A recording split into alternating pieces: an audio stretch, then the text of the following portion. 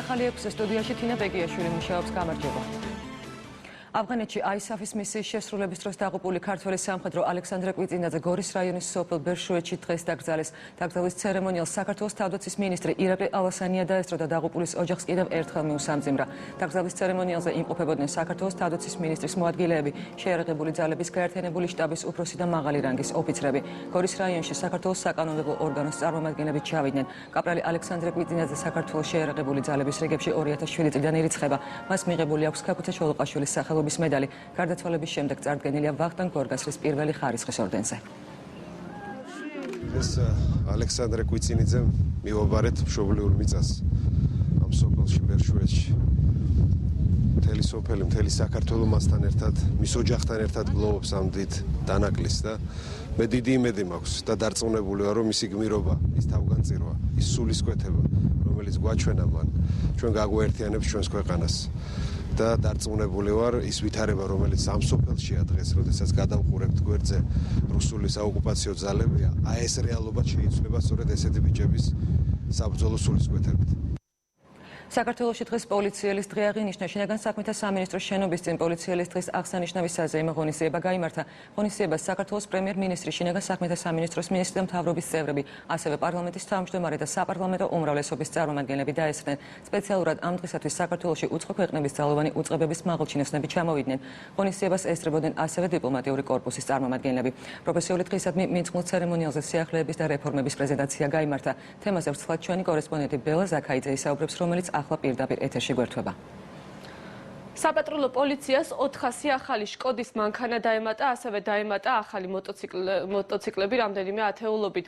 ასევე პოლიცია ახალი უნიფორმით ივლის, ასევე სიახლეა სამხრე ვიდეოკამერები, რომლითაც პოლიციის თანამშრომლების მოქალაქეებთან ურთიერთობა ჩაიწერება, პოლიციის ახალი კოდექსი, ეთიკის ახალი კოდექსი და სხვა სიახლეები, რომლის პრეზენტაციაც დღეს შინაგან საქმეთა სამინისტროში პოლიციის დღისადმი მიძღვნილ საზეიმო ცერემონიალზე გაიმართა. გამარჯობა ბატონო პოლიციელებო. გილოცავთ პოლიციელის დღეს. ახალი გამოწვევები, ახალი აღჭურვილობა და მთავარი მიზანი. პოლიტიკისგან თავისუფალი საზოგადოებაზე ორიენტირებული პოლიცია. 2012 წლის ნოემბრის შემდეგ განხორციელებული რეფორმებისა და სიახლეების დემონსტრირება პოლიციის დღისადმი მიძღვნილ საზეიმო ღონისძიებაზე შინაგან საქმეთა სამინისტროს შენობის წინ გაიმართა. პოლიციელებს პროფესიული დღესასწაული პირველმა პრემიერ-მინისტრმა მიულოცა. თქვენ ახერხებთ იცავთ თითოეული მოქალაქის უსაფრთხოებას და დგახართ მის სადარაჯოზე.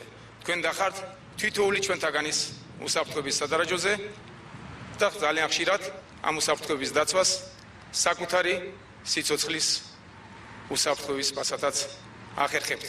წესრიგის დაცვის უზრუნველყოფის დავალება ძალიან საფასურისგებლოა. წესრიგის დამცველი პირველ რიგში თვითონ უნდა იყოს მოწესრიგებული. და რაც უფრო მეტი ჩინი აქვს მას, მით მეტად მოწესრიგებული უნდა იყოს და ამის ვალდებულება უნდა გააჩნდეს. ესეთი მინისტრი ხავს თქვენ, ბატონი ირაკლი ღარიბაშვილი. მე მინდა მას მადლობა გადავუხადო, რამე თუ ამ მოკლე დროში მან დაამტკიცა, რომ შეუძლია რთული სტრუქტურის ღირსეულად მართვა.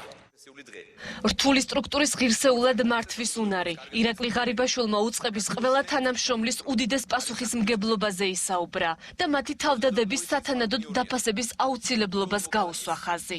დღესვე მინისტრმა სამინისტროს 50 თანამშრომელი სხვადასხვა ხარისხის ორდენებით დააჯილდოვა. რამდენიმეს კი ახალი წოდება ვადაზე ადრე მიანიჭა. მე მინდა საქართველოს შინაგან საქმეთა სამინისტროს სისტემის მთელ შემადგენლობას მოვულოცო საქართველოს პოლიციელთა პროფესიული დღე. როგორც აქ დამსწრე საზოგადოებისთვის კარგად არის ცნობილი, საქართველოს შინაგან საქმეთა სამინისტრო არის სამყვანი სამართალდამცავი უწყება. აქ მე მინდა განსაკუთრებული პატივი მივაგო იმ პოლიციელთა ხსოვნას, რომლებიც საზოგადოებრივი მოვალეობის შესრულებას, ტერიტორიული მთლიანობისათვის ბრძოლასა და საერთაშორისო მისიაში ქვეყნის ინტერესების დაცვას შეეწირნენ. მე მინდა აღვნიშნო, რომ აქამდე სამინისტრო სისტემაში არ მომხდარა სამსახურეობრივი მოვალეობის შესრულების დროს გარდაცვლილ თანამშრომელთა სრული სიის დადგენა. ჩვენ განვახორციელებთ არქივში მონაცემების დაზუსტება და ჩვენ გეგმავთ ამ თანამშრომელთა სახელის უკვდავ საყოფად მემორიალის აგებას. პოლიციის მუნდირი თავის ტვირთს ატარებს და ჩვენ გავიზიარეთ ეგ მუნდირის სიმძიმე ავიღეთ ჩვენს თავზე და ვემსახურებით ჩვენ ქვეყანაზე. რაც შეეხება დღევანდელ ჩემს სახალისებას, ვიყავ პოლიციის კაპიტანი აქამდე, დღეს გავხდი პოლიციის მაიორი, რისთვისაც დიდ მადლობას ვუხდი ბატონ მინისტრს.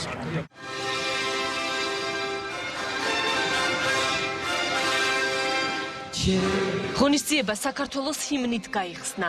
საზეიმო მარში კი შინაგან საქმეთა სამინისტროს განსაკუთრებულ დავალებათა სარიტუალო ორკესტრმა შეასრულა. მსვლელობაში მონაწილეობდნენ შინაგან საქმეთა სამინისტროს აკადემია, განსაკუთრებულ დავალებათა დეპარტამენტი, კრიმინალური და საუბნო პოლიცია, ობიექტების დაცვის სამმართველო, საგანგებო სიტუაციების მთავარი სამმართველო, დაცვის პოლიცია, უბნის ინსპექტორი.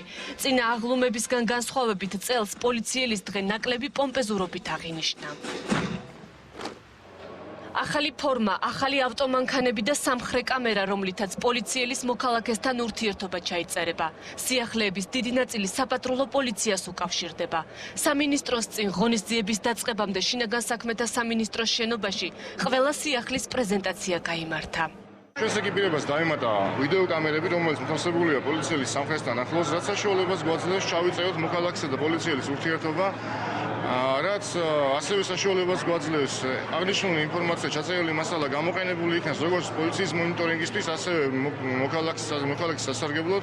მოქალაქეს უკითხება საშუალება ეს ყველაფერი გამოითხოვოს და გამოიყენოს საჭიროებისამებრ. აღნიშნული ჩაწერასთან დაკავშირებით მოქალაქე იქნება წინასწარ ინფორმირებული. გავცი ანალოგი პოსტავტოთა სივრცეში რესპუბლიკებში არ არსებობს, ეს მათ შორის უნიკალურია საქართველოში. ჩვენი მობილური აპლიკაციის მეშვეობით მოქალაქეს შესაძლებლობა ექნება გადაიხადოს ჯარიმები ტელეფონის მეშვეობით, მობილური ტელეფონის მეშვეობით, სახლიდან გაუსვლელად. პოლიციელის დღის აღნიშვნა ირაკლი ღარიბაშვილმა ყველაზე რთული ადგილიდან დაიწყო. მინისტრმა ადმინისტრაციულ საზღვართან გორის რაიონის სოფელ კარალეთში პოლიციელები მოინახულა და სპეციალური ჯილდოები გადასცა. სწორედ ამ ადგილას კარალეთში აქ იდგა ჩვენი მეფე დავით აღმაშენებელი 1010 წელს და სწორედ აქედან იგიერებდა მტრის შემოსევებს. ყოველი ამას იმიტოში გახსენებთ, რომ წამითაც არ უნდა დავივიწყოთ, რა სტრატეგიული მნიშვნელობა ჰქონდა ამ ადგილს ერთიანად ძლიერი საქართველოსთვის. პოლიციელის დღე საქართველოში ბოლო 3 წელია 6 მაისს აღინიშნება, თუმცა წელს ბრწყინვალე შვიდეულთან დაკავშირებით ღონისძიება 19 მაისს ჩატარდა.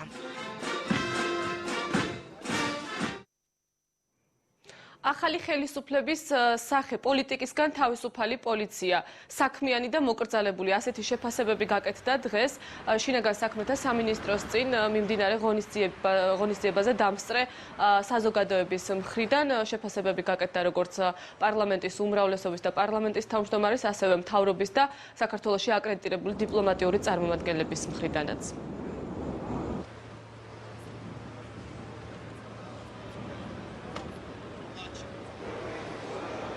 მოგრძალება ეს არის გარკვეულწილად ჩემი აზრით სახე ახალი ხელისუფლების.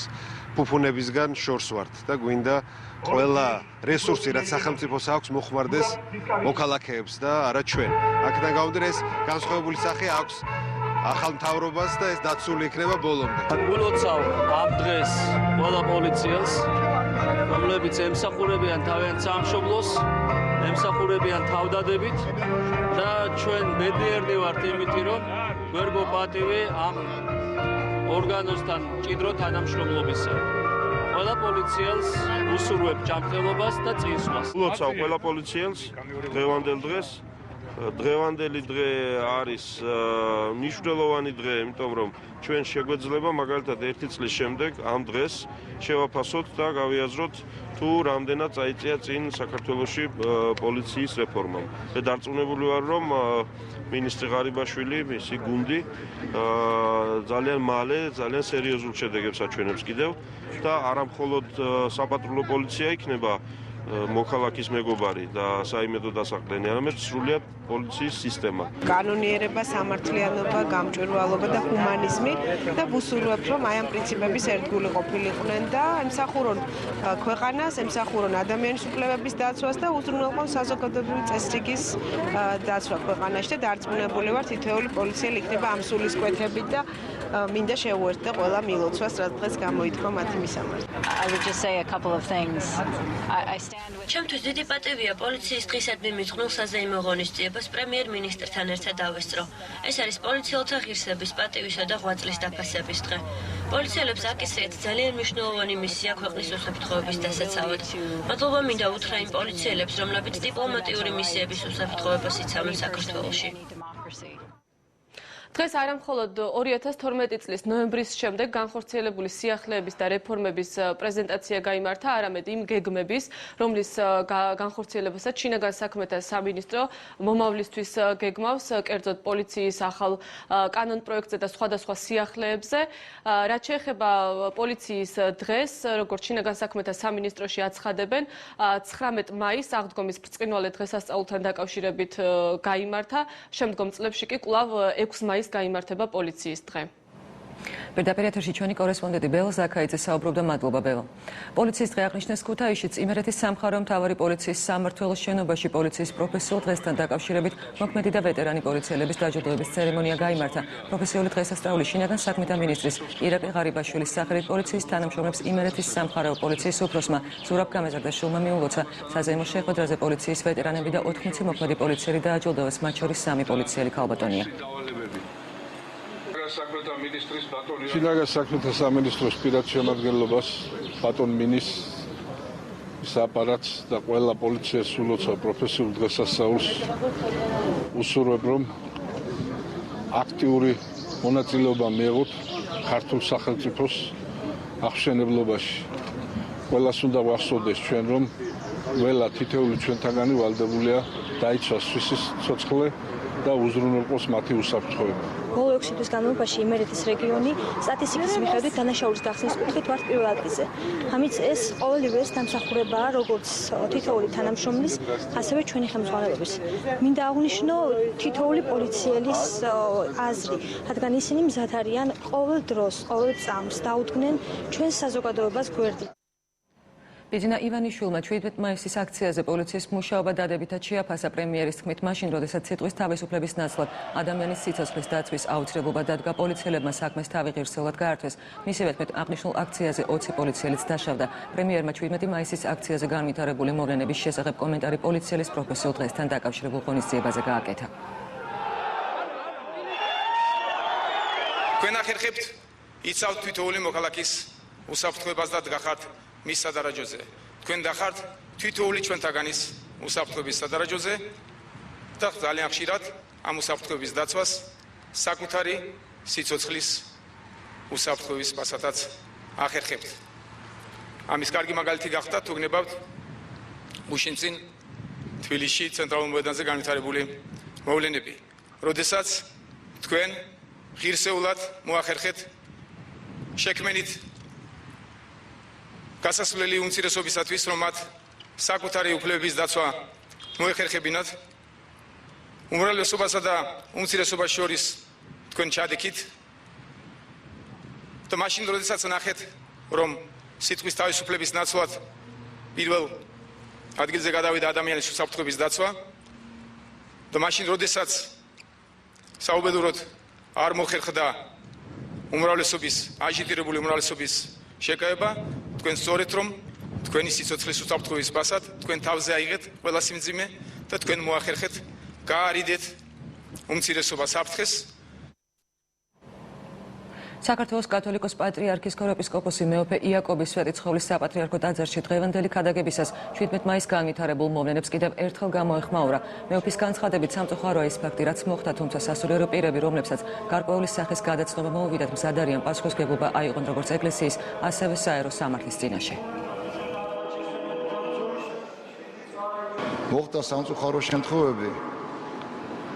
ალბათ ვნახავ მე ახლა მაგმასალებს გავეცნობი. რომ როდესაც ამდენი ადამიანია, მე ვახსენე რომ იქ მერე ძნელია ქრისტიანობაზე და მორალზე საუბარი მარტო და ბევრმა ადამიანურ ბუნებას ვერ გადააბიჯა და ვიღაცას ან ტრაჩ შეხედა, ან შეაგინა, ან ხელის მოუქნია, როგორც მითხრეს, სასულიერო პირებიც იყვნენ მათ რიგებში და მე ვთხოვდი ამ სასულიერო პირებს თვითონ ყველაზე კარგად ეხსომებათ თუ რაღაც გადასტომა მოუვიდათ იმის გამო რომ ან ნერვებმა უნტყუნათ, მაინც ადამიანები არიან და ეხლა ვერც გავამტყუნებ და ვერც გავამართებ. იქ რაც ხდებოდა ძალიან რთული რამ იყო. ეკლესიაც მივიღებთ ზომებს ჩვენი კანონებით რაც ეკუთვნით და მე ვფიქრობ რომ არც საერო სამართლის წინაშე არ გაუჭირდება წარდგენა. სპორტის სასახლეში გამართული ყრილობის მონაწილეებმა პარლამენტის სახელზე რეზოლუცია მიიღეს. სწორედ რეზოლუციის მიღებით დასრულდა პოლიტპატიმრებისა და პოლიტდევნილების ორგანიზებით გამართული დღევანდელი ღონისძიება. სპორტის სასახლიდან დეტალები ჩვენი კორესპონდენტი გვანცა პაპავაძე გვერდება. გვანცა, გისმენთ. შეკრების დასაწყისში დამსწრე საზოგადოებამ ამხანეთში დაღუპული ქართველი სამხედროების ხსოვნას პატივი წუთიერი დუმილით მიაგო. ამის შემდეგ კი უკვე დაიწყო გამოსვლები. საზოგადოებას სიტყვით შეკრების თითქმის ყველა ორგანიზატორმა მიმართა. ამის შემდეგ წაიკითხეს რეზოლუცია, რითაც მთავრობას მოქმედებისკენ და სამართლიანობის აღდგენისკენ მოუწოდეს. დღესვე შეკრებაზე გადაწყდა, რომ ჩამოყალიბდება კომისია, რომელშიც 9 წლის განმავლობაში დაზარალებული ჯგუფების წარმომადგენლები გაერთიანდებიან. ისინი იმუშავებენ პარლამენტთან ერთად, შეისწავლიან კონკრეტულ ფაქტებს და კომპეტენტურ რეკომენდაციებს გასცემენ. One thing I can say to you, the Dutch of the Netherlands embassy ერთიანი ნაციონალური მოძრაობა და მთლიანად სააკაშვილის გუნდი უნდა გასამართლდეს. ევროკავშირის ოფიციალური მონაცემებით ქართულ ციხეებში 5 წლის განმავლობაში 670 ადამიანზე მეტი მოკლეს. ათასობით ადამიანს კი რეგულარულად აწამებდნენ. სააკაშვილის მიერ დაარსებული ერთიანი ნაციონალური მოძრაობის ხელისუფლებაში ყოფნის დროს 10,000-ობით ადამიანმა დაკარგა კერძო საკუთრება. თითოეულმა მათგანმა ცალ-ცალკე ამ პრობლემების მოგვარება ვერ შეძლო, იმიტომ რომ მართლაც რთულია. ამიტომ ჩვენ შევეცადეთ, რომ ეს ხალხი გაგვაერთიანებინა და ერთიანი ძალით გვებრძოლა იმისათვის, რომ ამ ადამიანების უფლებები ყოფილიყო აღდგენილი.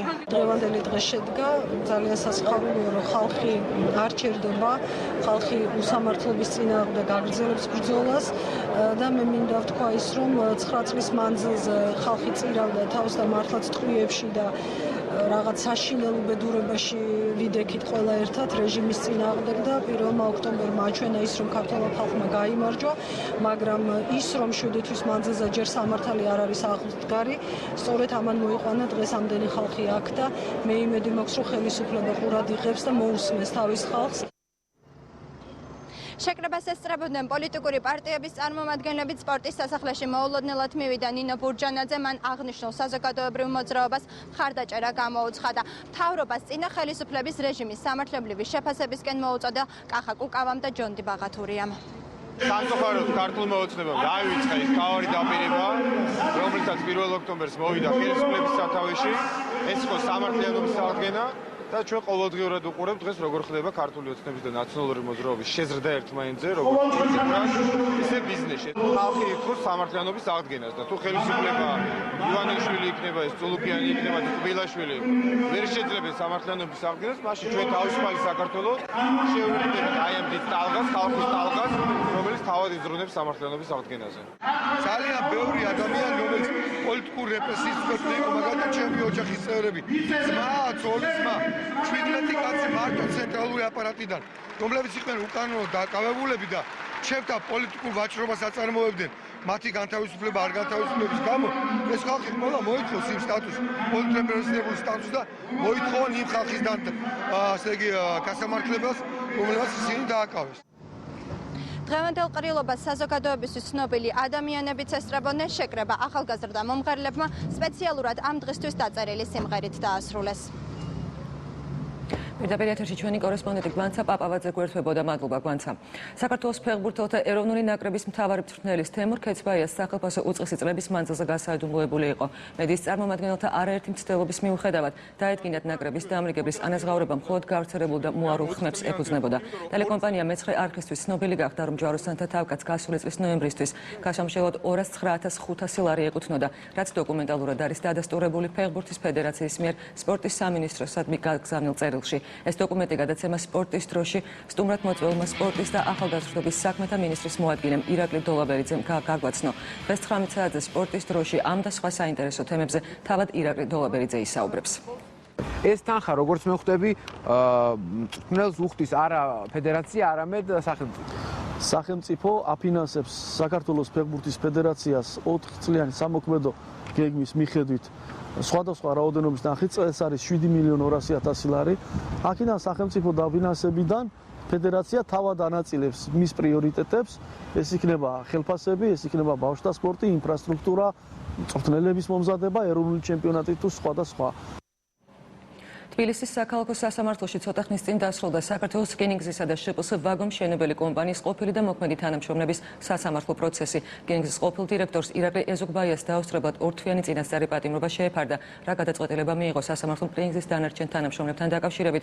ამაზე ჩვენი კორესპონდენტი თაია მახარაშვილი ისაუბრებს, რომელიც ახლა პირდაპირ ეთერში გვერდება.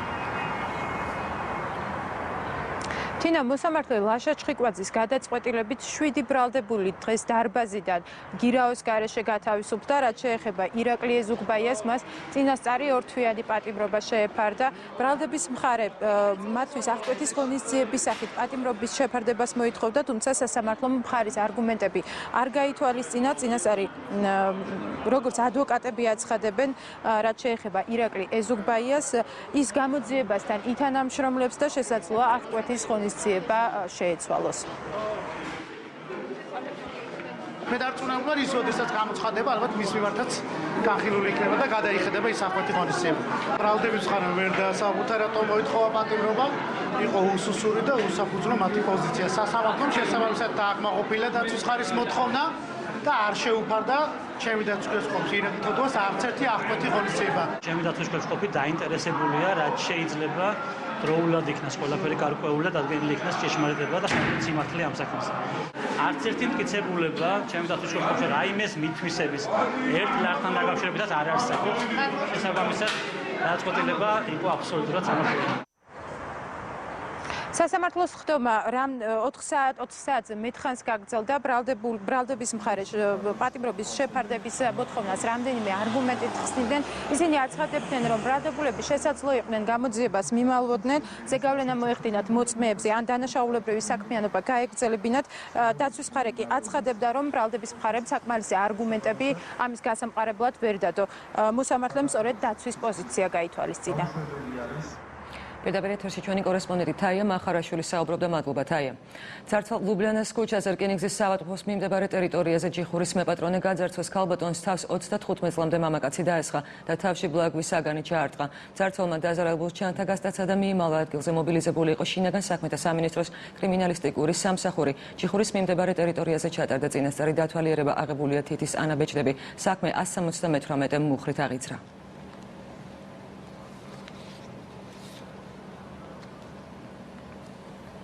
შიცით გარდაცვლილთა ხსოვნის საერთაშორისო დღე ვაჟა-ფშაველას გამზირზე მემორიალის გახსნით აღნიშნეს ფსიქოსოციალური ინფორმაციისა და კონსულტაციის ცენტრის ახალი გზის ორგანიზებით გამართული სიმბოლური აქციის მიზანი შიცით გარდაცვლილთა ხსოვნისადმი პატივის მიგება იყო, ასევე ყველა სტიგმატიზირებული და დისკრიმინირებული ადამიანისთვის სოლიდარობის გამოცხადება. წელს შიცით გარდაცვლილთა ხსოვნის საერთაშორისო დღე მთელს მსოფლიოში 30-მეათეჯერ აღინიშნება. ლევანდელი ლოზუნგი ამ დღისადმი მიძღვნილი არის სოლიდარობის ნიშნად. აი ეს ბაბთაც სოლიდარობას ნიშნავს იმ ადამიანებისადმი, ვინც ცხოვრობს თან ერთად, ანუ შიცის ვირუსთან ერთად. ისეთი ღონისძიებით, რომელიც საზოგადოების ყურადღებას იპყრობს, ჩვენ საზოგადოებას ვეუბნებით, რომ არ შეიძლება იმ ადამიანების გარიყვა. გარდა იმისა, რომ ჩვენ დღევანდელი აი ამ აქციით სოლიდარებას უცხადებთ ამ ადამიანებს, ასევე მე მინდა მოუწოდო ჩვენ საზოგადოებას, რომ აუცილებლად მათ მოვიდნენ და ჩაიტარონ გამოკვლევები, ტესტირება და კონსულტირება ამ დაავადებაზე, რადგანაც დაავადების ადრეულ გამოვლინას გადამწყვეტი მნიშვნელობა ენიჭება შემდეგ კურნალობის ეფექტურობაში. ნატოს საპარლამენტო ასამბლეასთან ურთიერთობის ქართული ჯგუფის წევრები ლუქსემბურგში შეხვედრებს განაგრძობენ. საპარლამენტო დელეგაციამ უმცირესობისა და უმრავლესობის შემადგენლობით ასამბლეის პლენარულ ხდომაში მიიღო მონაწილეობა. როგორც დელეგაციის ხელმძღვანელმა თედო ჯაფარიძემ მეცხრე არხთან სატელეფონო საუბარში აღნიშნა, ქართული წარმომადგენლობა ლუქსემბურგში უკვე მესამედღეა იმყოფება და საქართველოს გაძლიერებული ყურადღების ცენტრშია. ქართული დელეგაცია ნატოს საპარლამენტო ასამბლეის კომიტეტის ხდომებშიც მონაწილეობს. ერთ-ერთი კომიტეტის წევრი ასამბლეის დავალებით საქართველოს შესახებ მოხსენებით ბარათს ამზადებს. ჯაფარიძის განმარტებით ქართული დელეგაციის ნატოს საპარლამენტო სესიაში მონაწილეობა ნაყოფიერად მიმდინარეობს. იტალიის წარმომადგენელმა ბატონმა ლუჩიო ბალანმა მოამზადა ჯერ ამას რა თქმა უნდა პროექტის ფორმატი აქვს, მაგრამ ამზადებს მოხსენებით ბარათს ნატოს საპარლამენტო ასამბლეის დავალებით მოხსენებით ბარათს საქართველოზე იყო ამ წინასწარი ესე ვთქვათ მოხსენებითი ბარათის პროექტის განხილვა რა თქმა უნდა 2 საათის განმავლობაში ამ კომიტეტის წარმომადგენლები ნატოს საპარლამენტო ასამბლეის წევრები საუბრობთ საქართველოს ჩვენ მივიღეთ ამ განხილვაში ძალიან აქტიური მონაწილეობა და აქვე კიდევ ერთხელ მინდა ხაზი გაუსვა რომ აი აქაც ამ განხილვის დროს გამოიკვეთა ძალიან დადებითი შეფასებები იმ მოვლენებთან დაკავშირებით რომლებსაც აღიარება ჰქონდა საქართველოში ამ ბოლო პერიოდში ახალგაზრდა კულტურის ამბები 18 მაისს კიევში ქართული კულტურის რიგით მეოთხე ფესტივალი გაიმართა, რომელიც საქართველოს დამოუკიდებლობის 22 წლის თავს მიეძღვნა.